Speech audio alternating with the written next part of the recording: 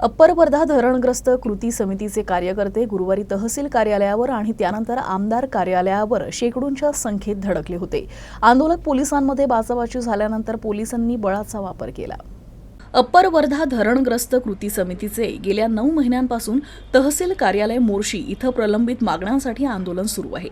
यापूर्वी अनेक लक्षवेधी आंदोलन त्यांनी केलं, अनेकदा निवेदने दिली, उपमुख्यमंत्र्यांसोबत बैठक देखील झाली।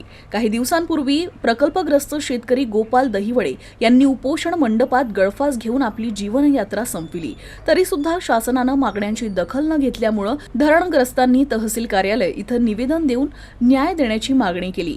त्यानंतर धरणग्रस्त शेतकरी आमदार कार्यालयावर धडकले असता स्थानिक पोलिसांनी त्यांना आत जाण्यास मज्जाव केला। या ठिकाणी काही काळ तणावाची परिस्थिती निर्माण झाली होती आणि शेतकरी आक्रमक झाल्यानंतर पोलिसांची बाचाबाची झाली। पोलिसांना न जुमानता काही शेतकरी आमदारांच्या कार्यालयात शिरले, तेव्हा पोलिसांना त्यांना बाहेर काढण्यासाठी बळाचा वापर करावा लागला। पुंडलिक तायवाडे हे 75 वर्षीय आंदोलनकर्ते शेतकरी जखमी झाले, त्यांना तात्काळ ग्रामीण रुग्णालयात दाखल करण्यात आलं। 25 प्रकल्पग्रस्तांना पोलिसांनी ताब्यात घेतलं।